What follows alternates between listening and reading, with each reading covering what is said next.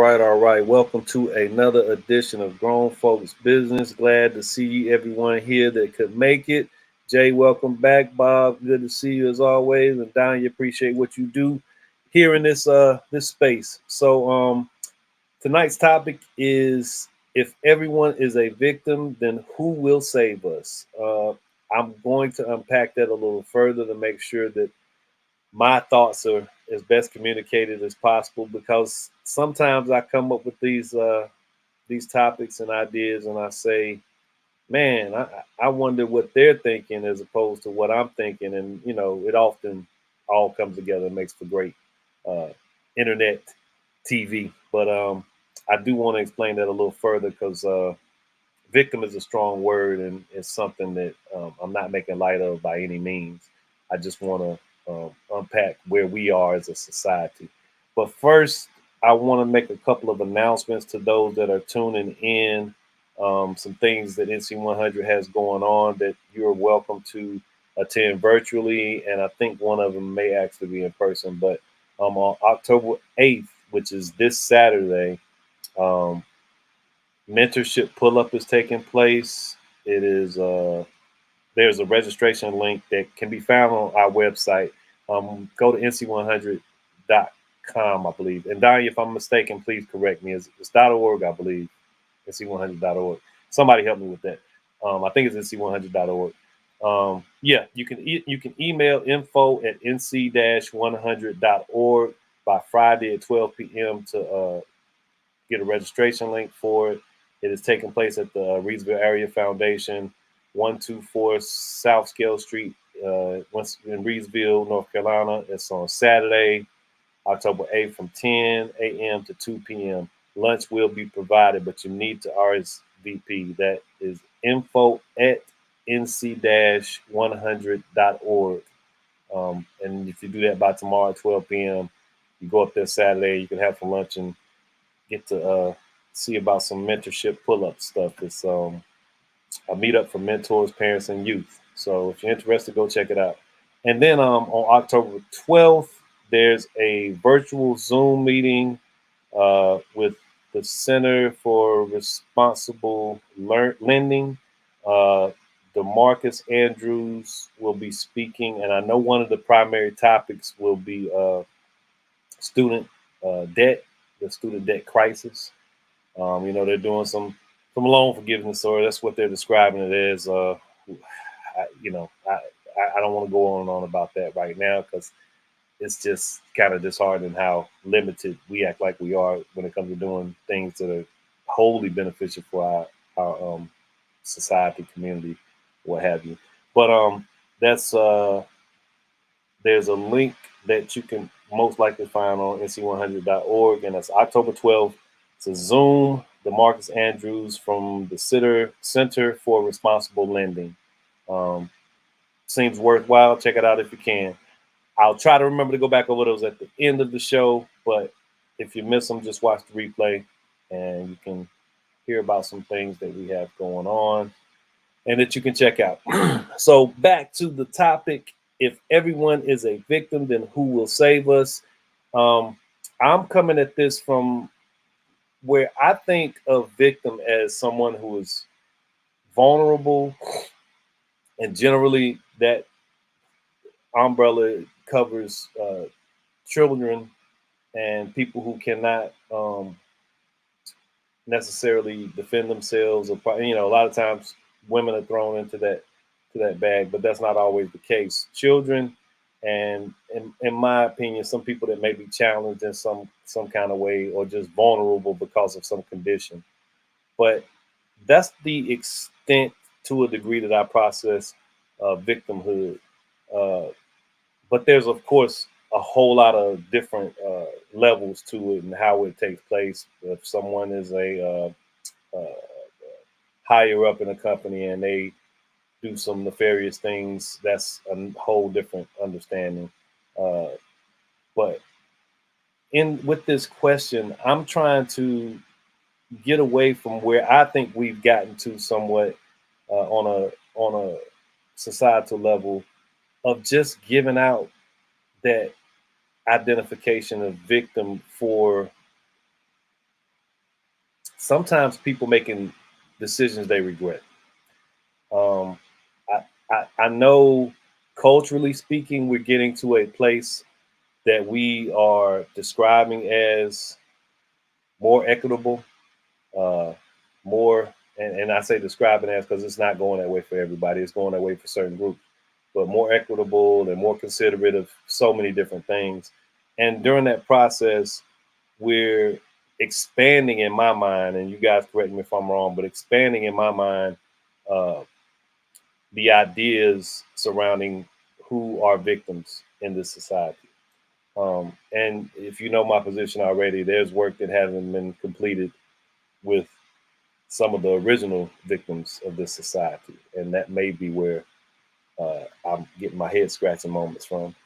But we'll begin at the base level part of this topic, and after you answer this part, go where you will with what I've just described, and you can push back or you can let me know how you perceive it and perhaps enlighten me. Um, but Jay, I'll start with you. What is your definition of victim? How do you understand the word victim, or how do you understand what a victim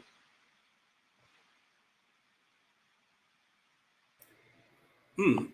That is like an extremely powerful question because when you were saying that, I was like, what? How do I really define victim? And and where I struggle, honestly, is where I kind of teach against, and that is because for the most part, we genderize victim. Usually, when we think of a victim, it's usually equated to a female. We usually don't look at men as victims, and that's from a structural standpoint. But I do, when I'm sitting here thinking about it, I do think that it is a person that has experienced some level of harm, exposure to danger, or something that may cause a weakening in them or to them. And so, and that can be, emotionally, physically, spiritually, or sometimes just situational or circumstantial. So that's what I think about when I think about a victim. And I have an inner struggle with making sure that I don't genderize it too. Like right now, we're thinking about domestic violence, and automatically I'm thinking about women who are victims of domestic violence, not thinking about men who may be victims of domestic violence. Also, I'm sitting here thinking, like, even when I think about domestic violence, I'm only thinking about the relational standpoint from a romantic standpoint, not realizing that abuse, children can experience domestic violence, siblings can experience domestic violence, grandparents, parents can experience domestic violence from their children. There's so many different circumstances around it. And so, to your point, I feel like we are all victims of these constructural circumstances that shape our experiences. So sometimes we deny what they truly are. Wonderful. And the last part was definitely well stated. I think your experience frames so much. And at what point, even with the way you just described everything, Jay, do you not even realize that you are a victim, or do you have to kind of figure out that you were a victim? Now, um, that sends me into that direction when you mentioned children. I was literally talking to a friend today about punishing children by whipping or whatever. I mean, I had that experience as a child. I don't consider myself a victim by any means, even though I'm a defenseless child. And I do think there was value in not sparing the rod when I was a kid. You know, my great grandmother. But I know some people think that that is a form of abuse. I would be a victim in their mind, and this buck stops there. No matter what I say, as an individual, and how much I appreciate and understand uh, where it kept me from going at points in times, to know that the possibility of getting that whip might not be good. But I knew also as a child when it was not warranted. I would accept victimhood in that circumstance. So, but because I was a child, that complicates that. But at the same time, that knowing right from wrong and knowing when you got caught doing something you had no business doing, all of that stuff kind of can be made sense of, right? And it's kind of that frame and it's that perspective you kind of just mentioned. So yeah, I get that and I dig that too. And yeah, that bucket generally is reserved um, for women in the adult sense.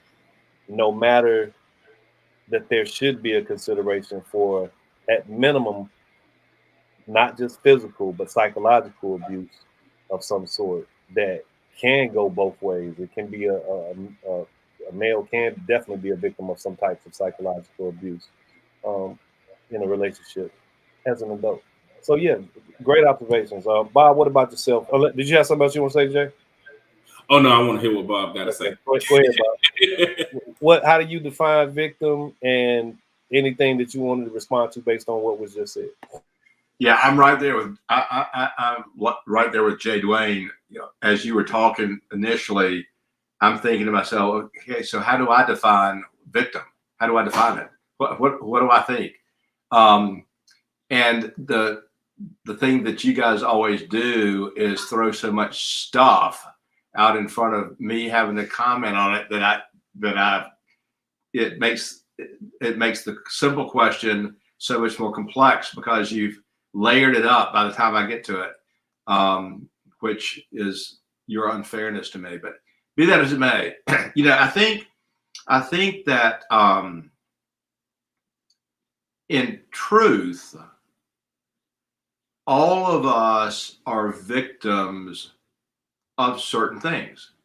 We're all victims of this, that, or the other thing. The question really is, what does that mean? And how do we react to it? And I think that culturally, some people react to playing up their victimhood, and some people react to it playing up their strength against their victimhood. And I think that goes more to the factual truth of what that is, which is an attitudinal thing or a perspective thing. There are people that are victims in our culture that don't think of themselves as victims. And I would say any Black American descendant of slavery is a victim. Period. End of story. That's all there is. That's a fact. That's a fact.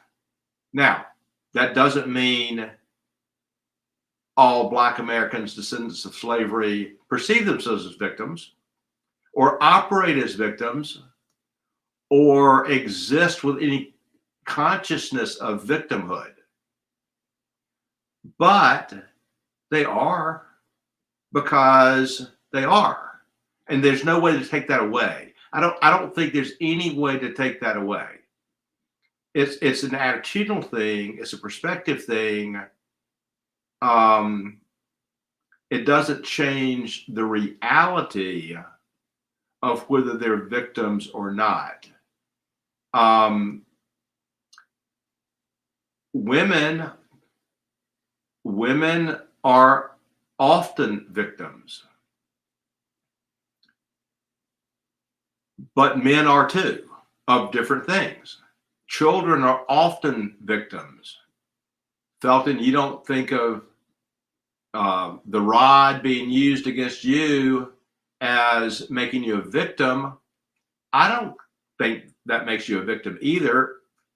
I didn't think that of my life when I got whipped 100,000 times, it feels like. But I never, ever whipped either of my boys. And my boys, I think, are psychologically, emotionally, and in all ways more healthy at their ages than I was at their ages. Where does that come from?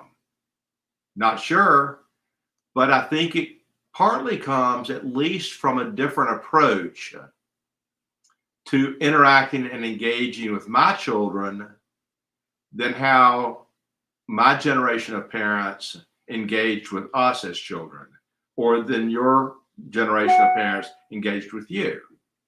You know, at the end of the day, I think that, what's the second half of the question? You said if all of us are victims, what's this? Then who will save us? I think we have to. I think we have to choose the aspect of our existence that's not victim, because we all have both. We all have both. We all have strength, and we all are victims. And it's just a matter of how popular or egregious or trendy or culturally or media driven our victim status is versus our strength status. Yeah, I think it's a choice, and that's, I think, what you're alluding to. Tia, thanks for joining us, and appreciate the compliment. I think that's what you're alluding to is what I would say. It's up to yourself to do some of the work that allows for that saving, even if it means you go seeking some help from outside of yourself. But you have to make the conscious choice to be your own hero to a degree, especially if you're a victim. And it's important for me to be clear. Circumstances of each individual make that harder or easier, and white male easier, black male harder. I'll just say it that way. Affluent easier, non-affluent harder. You take the basic. You take economic disadvantage, racial disadvantage. I'm not gonna, and when I've got to say, I'm not going to take the gender route when I go to the racial route, because I think black males have a tougher road than black females, especially the economically disadvantaged ones. That may light a fuse here, but I think that economically disadvantaged black males have a much tougher road than economically disadvantaged females in today's culture. Yeah. And so I'm going to bifurcate the gender thing at that point, because I think it's necessary. Yeah, across racial lines, you definitely have that blurring of victimhood based on the mythology surrounding the dangers of black men. So That's right. The ultimate victim becomes the ultimate perpetrator of dangerous behaviors. That's right. And anyone and everyone is allowed to be scared, no matter other race, gender, whatever, what have you. Is the fear of the black man is there's that going on. There's also the black male of my generation who absolutely refuses to consider that there's any victimhood at all going on. Bootstrapism exists. I gotta ask this question. I'm gonna start with Jay, and then we'll come back, Bob, because I want to get this point of clarity. I'll ask both questions because I had another question I wanted to follow up with the first part of the discussion. But you know how we go here. We paint outside the lines. So first and foremost, Jay, if you can keep up with both of these questions,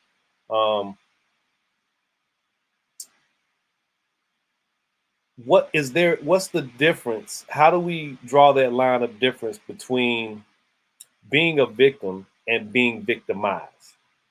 So if you're a victim, I think that is an assigned position, and once it's understood, you can stand on being a victim.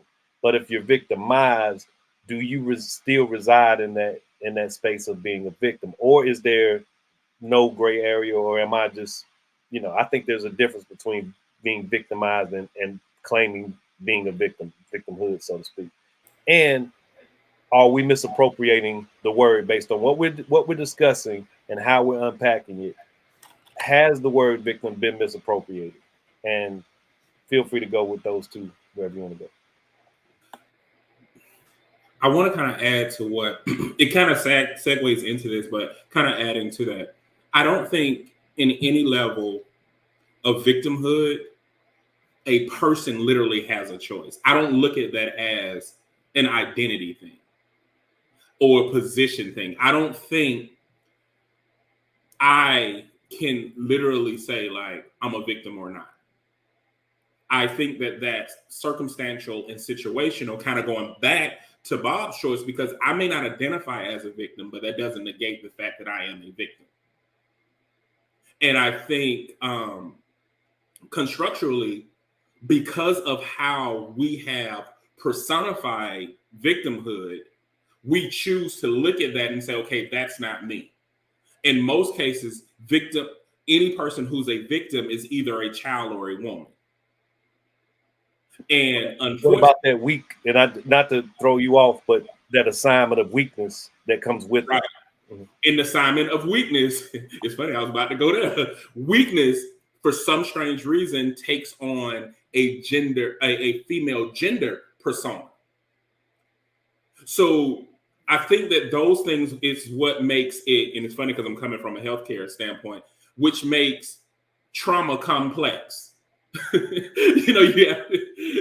it makes it complex when you're dealing with it. Like, I may be a victim and I may not like that I'm a victim. I may choose to not let that experience define me, but that still doesn't take away the fact that I was a victim.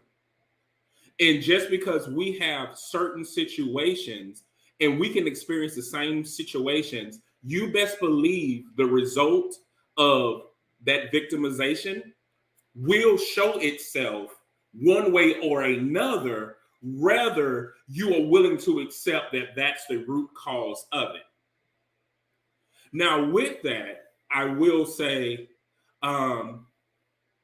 most of the things that happen to us unknowingly. Yes, there are moments where we are truly aware of, like, okay, this is happening in this moment and it's wrong. But a lot of the time that we experience victimization, we don't know. Like, I've been a Black man my whole life, right? But it's interesting, I didn't know when I was experiencing racism until somebody else told me. That's because you're a human being first, Jay. That's the beautiful thing that you come to a realization of in this society. You're human first. You have no concept of maltreatment because of anything associated with race until you kind of get into the history or somebody else explains to you in that moment. You know what I mean? How much of a victim does that make us for this being immersed into this psychologically challenging, corrupted, oppressive society that doesn't even tell us the truth at our inception, so that we may be able to process it better earlier? Because when you get to looking at things, that's when you find out, well, damn, is that why I was treated that way at that place, or didn't get that job that I applied for that I knew I was overly qualified for? I'm sorry for cutting you off, but you triggered me when you said that, man. That was a good observation. Somebody had to explain it to you. And that's my point. Like, some of the abuse that we endure, or some of the hardships we endure, they're so much a part of our lives, we don't see life any differently.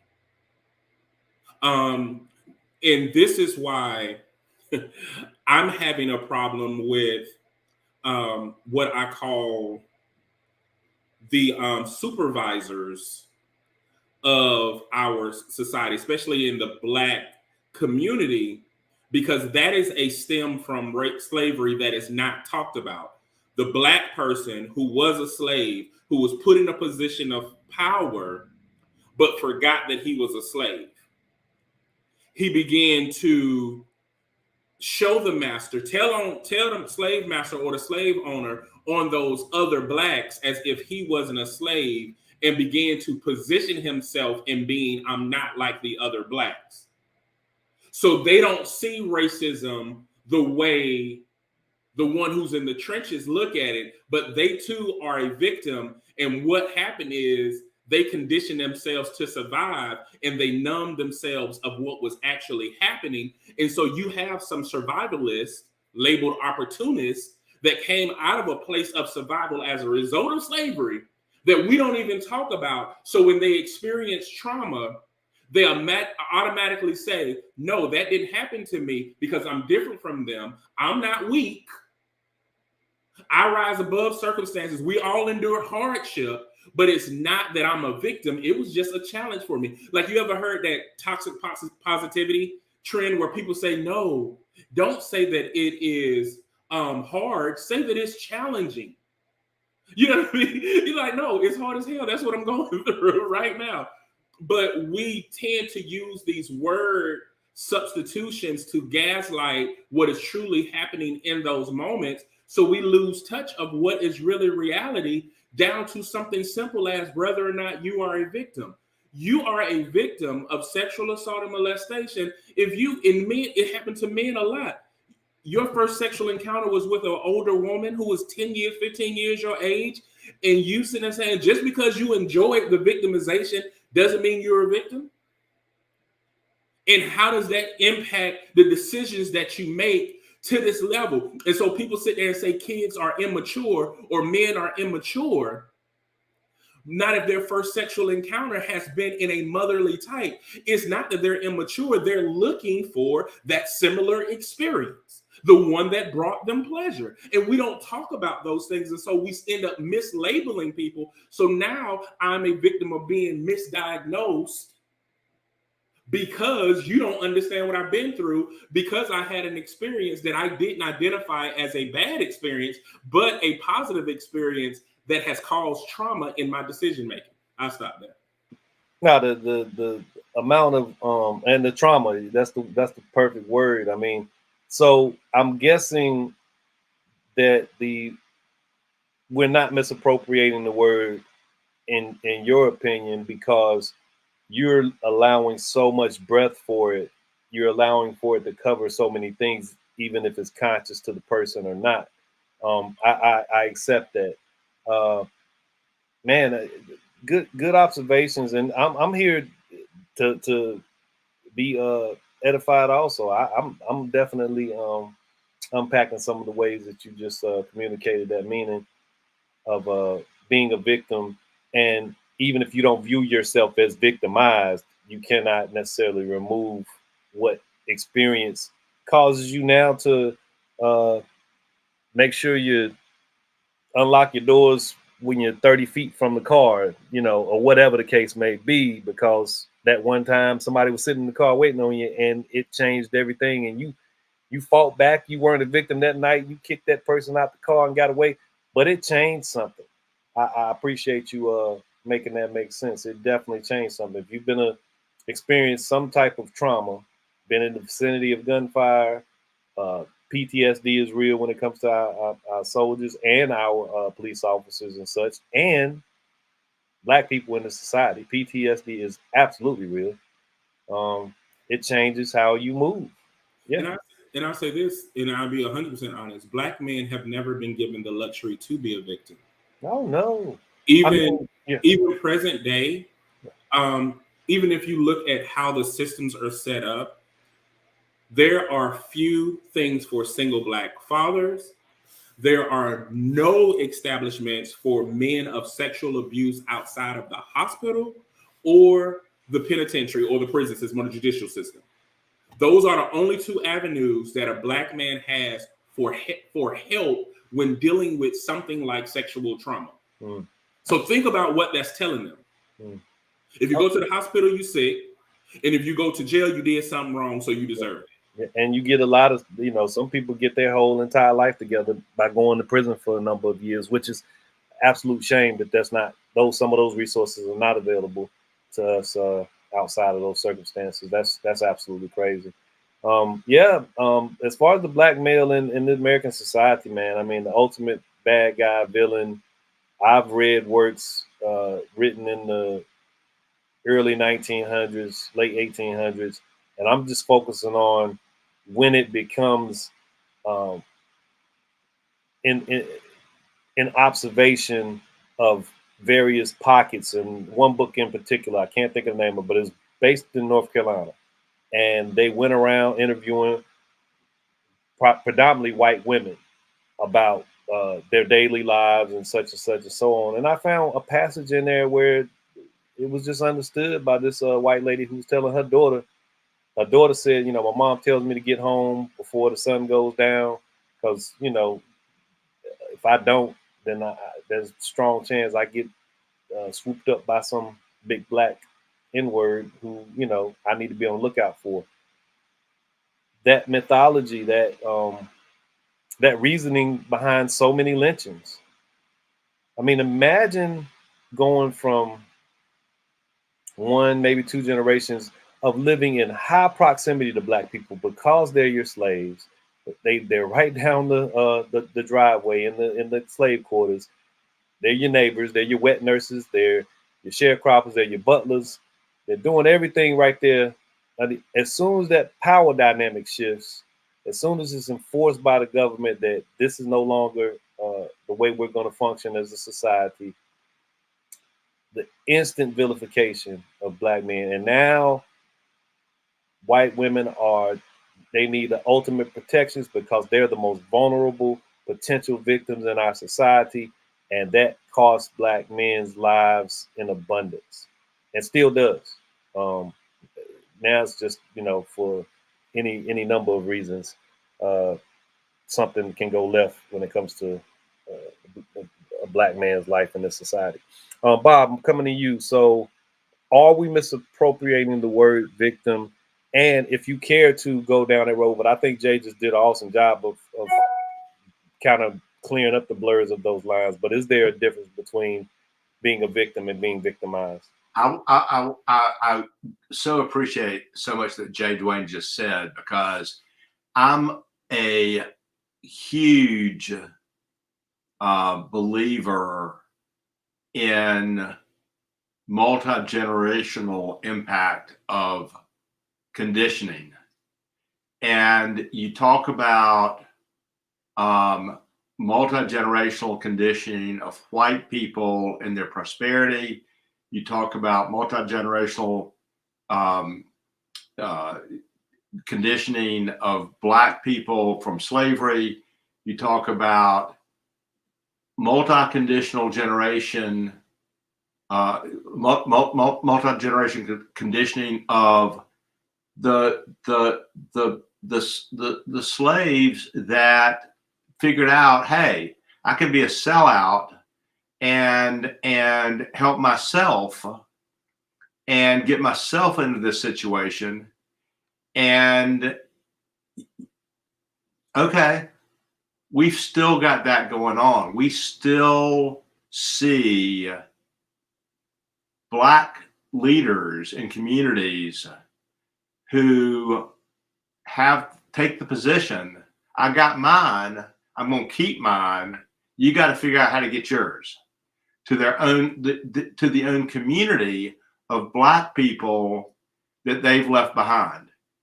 And I blame that, quote unquote, on this multi-generational conditioning that comes with our reality.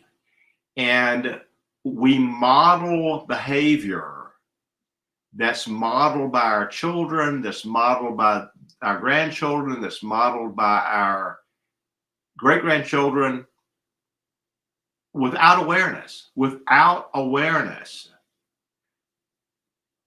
They're doing what they do with survival instincts. And how do we break out of that? I think in those circumstances, everybody is a victim. Everybody is a victim. And how do we break out of that? Because what I see in Greensboro, as an example, is I see Black leadership, honestly, being as detrimental to the future of Black people in this community and as detrimental to building equity in this community as are white people.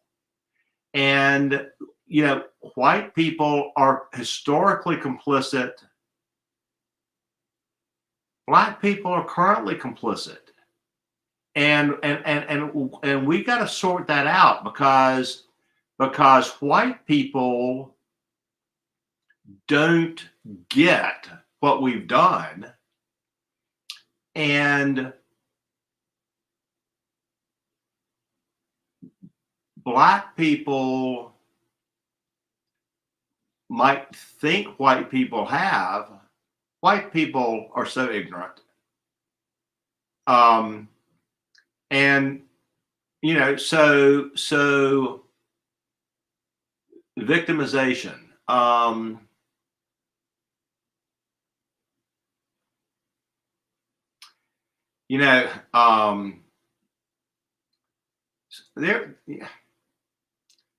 Media victimizes people, and people capitalize on their own sense of opportunity to be victimized. And there we go down that road. Can I please put you on pause for a moment? Because you said some wonderful stuff I want to respond to, and including the last thing you just said. Critically important, and I just want to get some of this stuff responded to while it's on my brain, because I have a microwave that once it dings, I forget. Man, and it goes back to what Jay Dwayne was saying about the overseer mentality. I like that I think, casted the net of being a victim even to encompass that person, because one's existence, self-preservation is the ultimate test of your character, your integrity, your morality, and all of that stuff. Your self-preservation button goes off, and you're willing to sell out your mother. I got to take care of me. So that plays a role to a degree in those people that we get to look at through the historical lens of being traitors or letting us down or doing the thing that we can't fathom. But that thing that kicks in about self-preservation does matter. Now, you almost directly quoted David Richman's professor that said those things that we covered in another show a while ago, where David Richman, one of the original Greensboro Four who did sit-ins at Woolworth, I just dug into some of his interviews years after, and he was talking about how harmed he was, how much of a victim he was of Greensboro, and the way he was treated after the sit-ins. He was one of the only ones that ended up coming back to the area and working here. But he discussed a professor at A&T who said exactly what Bob said, told him, you got to get yours, I got mine. And that was the point of understanding what it was to be Black in America to a degree. If I got mine, you can get yours. Which brings us to Bob's comments on local figures who everybody has their own perspective and ideas about how the world functions and exists, but it is wholeheartedly disappointing when someone adheres to some stringent way of processing things and their ideas totally dismiss the realities that are experienced and faced by others. Although they may be a unicorn, there are many others who have tried just as hard, who have done the best they could, who may not have had the connections or the lineage that this person had because of who their parents were, and all of those things, to make that next step. But who are we to look back and say, well, something's wrong with them? that's that. That's all it is. Because I got here and nobody else, ain't nobody give me no handouts. So all of that, kind of piles up in there. But yeah, man, you made both of you guys made some great comments, and I just couldn't uh, not interrupt. The last thing you said though brings in something that I wanted to get to at some point this evening. Kanye West just wore a shirt at a fashion show that said "White Lives Matter." I firmly believe, Bob, that that's the type of individual you were kind of alluding to at the end with your statements, that victimized and the victim type, that situation where someone in media uses this attention grabbing moment to elevate the status of people who don't need the elevation, but say, hey, we know that Black Lives Matter was a scam. And yeah, as an organization, highly problematic. As a phrase, we should understand what the intentionality was behind the wording, but the organization, very problematic. But that's his justification, right? But Kanye's so mercurial that we know he'll transfer into the victim stage easily because he's admitted and owned that he has mental health issues and problems. So, and then on top of that, he's an artist. So that's the ultimate excuse for anything that's challenging to society in a negative way. So all of that plays into, I think, what you were about to start saying, and I'm not put words in your mouth, but I had to interject that, man. I think that was a well-timed statement. Go ahead, Bob. And let me interject this. I mean, because as colleges, as private schools, as other organizations become more intentional about diversifying their admissions and their student bodies and their faculty bodies and so forth, white people say they're victims. They're victims. They don't look at it as playing on a level playing field. They look at it as victimhood. And they look at it as, well, I wanted my child to go to this school, but of course he's white, so he can't. So, it's a white guy, so he can't. Okay. Or I wanted make the story up as you care to. The reaction is, now we've got these victims, and if you level the playing field, you don't have victims. Even if you repair a bit, even if you shift the balance of things in the other direction, given the fact they've been in this direction for 400 years, I mean, how much, and yet there's still the attitude around victimhood and victimization, and goes back to my earliest point.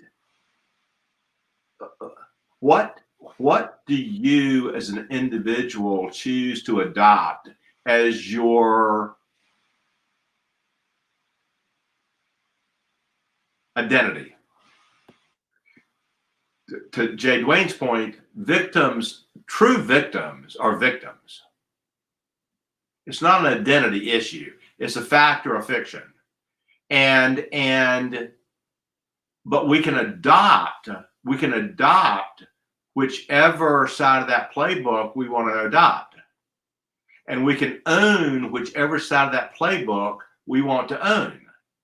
And so what we have to have is people helping people own their strength, not own whatever they can grasp that categorizes them in the victim side. And victims are legitimate victims. I don't want to diminish that. I'm not diminishing that at all. I'm just saying, whatever level of victimhood you've experienced, in truth, the helpful thing to do is to focus on that wasn't you. You're not the victim. You are the strength. So don't focus on the victim, which is about somebody else. Somebody else gave you that. That's not you. Somebody else gave you that. The you of you is the strength. So focus on the strength.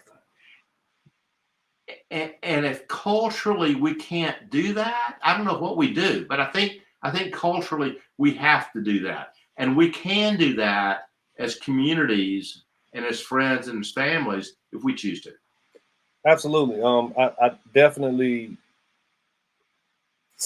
the thing that came to mind when you were talking about, Black Americans to the degree of being victimized that we have been, the systemic racism, the programming, I put a lot of emphasis on what media has done, brings us to this place of accepted dysfunction for a group of people who have did exactly what you said, not resign themselves to victimhood, who have pushed back, who have moved this country closer to what it's claimed to be, yet are still victims of a systemic.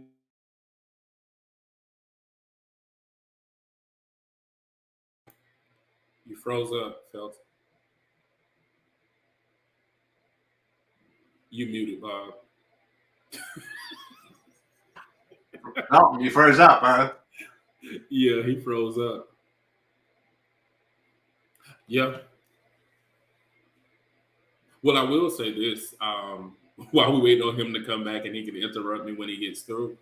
I think that what ends up happening when we look at victimization, or we look at being a victim as a residence versus an experience. So I can be a victim Correct. of something, but that doesn't mean that's my permanent place. And I think refusing to acknowledge that we are a victim and attempting to strengthen ourselves by circumventing that acknowledgement causes people to have this kind of weird relapse in certain spaces. Like, for instance, I have attended a lot of inclusion centered meetings. And what ends up happening, because many people have refused to accept the fact that they've been a victim of stuff, they really get in these meetings and exhaust time speaking on their victimization. Right. But they don't know how to create actionable items to track progress to help heal. So we exhaust a lot of time. And so people who may want to make meaningful contributions cannot make meaningful contributions because they don't understand what the solution is, because it turns into basically a vent session. And people walk away having a 3-hour, 2-hour, 4-hour meeting saying, boy, that was a great conversation. It was not a great conversation. And I in my mind, I think we've got two discussions to go here. One discussion is on healing. The other discussion is how do we move with your strength? And if we wallow in the victimization piece, we can't go anywhere from that. We have to embrace. Again, the victimization is not about the victim. It's not about the victim. The victim has to be able to separate out that from themselves and understand they're not what happened there. They were the victim. They aren't a part of what happened there. They got this inside of them that can go there. And so let's go there. All right, we may have to heal over here a little bit and or a lot. I'm not dismissing that, but there's a separating out. There's a separating out. The victim part of a person is not about them. It's about something else. And that something else has to be jettisoned. That something else has to be put in its own place, jettisoned, gotten rid of, so that the person that was victimized can play their strengths and live. I definitely agree with that. And I think that because of that, and I like how you shape, like we've all been victims of something. And like you used the analogy of where how now white Americans are saying, well, I wanted to go there, but since he's white, he can't get in. You may not like a certain process that's in place that's doing to equitable access, right? But that still doesn't make you a victim. That's correct. We're on the same page on that. Yeah, and so as soon as a person chooses to identify that they are a victim, that's usually when you can kind of say, like, well, did it cause you any harm? Right. You know, Jake may not be able to go to this school, but wasn't Jake offered 6 other schools that he could go to? Correct. It was a preference thing, not a victimization thing or an oppressed thing. You just didn't get what you want. So that doesn't make you a victim. And what that does is cheapen the victim experiences because now people are feeling like, I can be a victim, you can be a victim, we all are a victim. And that's where conversations, especially in the DEI space, Bob, I wrote an article about defunding DEI, and I'm gonna send it to you because what's happening is many organizations are doing away with DEI because for 2 years, there hasn't been meaningful progress. Many people that I consult with have been in their position for almost 3 years and haven't done anything. Right. So these things keep happening around the clock. And I met with a town manager, and I was telling Felton about this offline. I met with a town manager, and he was like, Jay, we're still struggling with DEI. And I said, you're not struggling with DEI. And he was like, what do you mean? You got an authentic Mexican restaurant, authentic Indian restaurant. When you go into those places, nobody's sitting around here saying, ooh, I'm going to this place, but only white people only can go. No, when you go to a restaurant, you're not thinking about the other people that are there. You know you want a certain meal, and you're going to enjoy that meal, and you respect the culture that comes because you know what to do when you go in an Indian restaurant, just like you know what to do when you go in a Mexican restaurant. That's diversity, equity, and inclusion right there. Right, right. When we try to complicate it and make it some type of law and some type of theory, we're losing where we're going.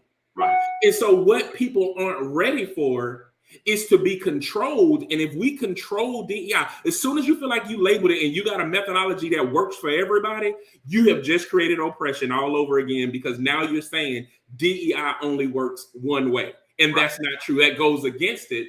And so a lot of us have cheapened experiences by trying to regulate them versus experience them. That's right. That's right. That's exactly right. That's exactly right. I cannot. I'm glad I caught that part. I don't know what's going on with my internet. Seasons changing. I don't know, but I'm going to start to wind us down. Can you hear me good, Jay? Yeah, we hear you. Yeah, okay. Bob's spinning on my screen now, so I don't know what's going on. I think Bob on my screen. You do?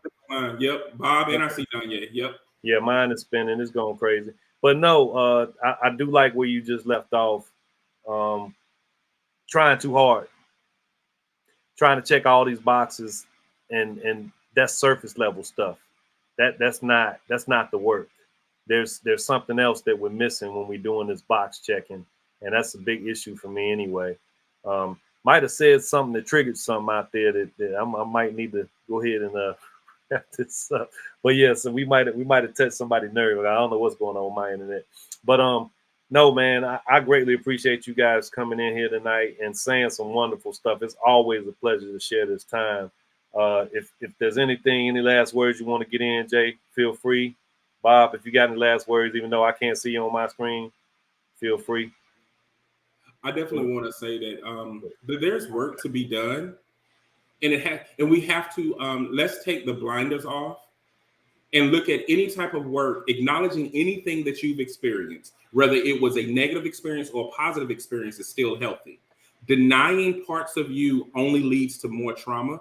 So I want to encourage us to really spend time acknowledging what happened, become fully aware of those experiences in our lives so we can move towards progressive healing that can create actionable items that are meaningful and impactful. So acknowledge your experiences and definitely welcome them.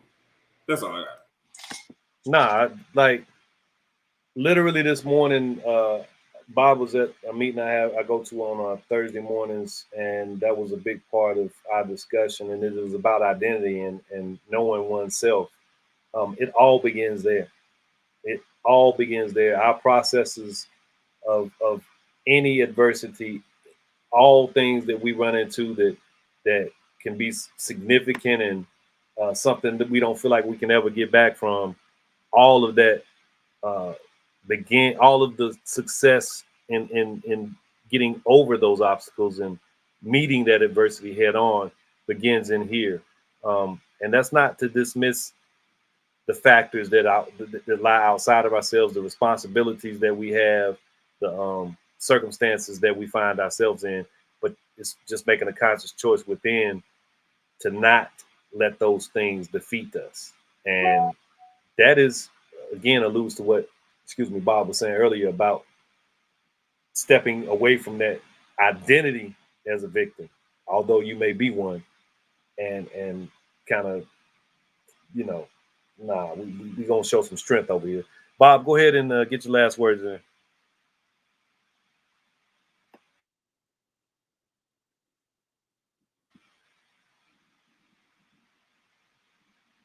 Are you guys hearing Bob and stuff? I don't have the last word. Yeah. Can you, Jay, can you hear I don't see. He's just spinning on my screen. He had just unmuted and he was thinking, but yeah, I can hear him. No. Okay, so I'm just like Jay, give me a hand signal or something. Let me know when he's done talking because I can't hear him. I don't even see him. Okay, he good. He talking now.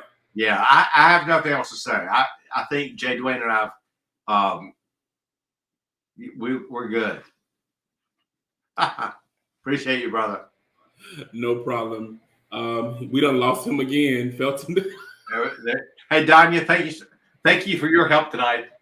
All right. Yeah. Look, oh, he came back. He made it back. Yeah, I just refreshed it because it made no sense that I couldn't, like, you guys were there, but his was just a little spinning thing. And I said, well, maybe if I refresh it. So sorry, I didn't hear it. I don't know how this works for the audience, and everybody forgive us for the technical difficulties. But did you get your words in, Bob? Yeah, I had no words. I mean, I had no words. Okay, I had no clue. So yeah, good to share the time. Appreciate all of you that occupy these squares with me from time to time, and those of you that tune in and watch. Danya, salute. Thanks for all you do. There was much more to say on this topic, but unfortunately, we definitely got derailed. I did have some homework. Jay, are you gonna be able to make it next week for certain? I should be able to make it next week. Okay, so I had a little homework, and then I'm gonna make those announcements one more time before we get out of here.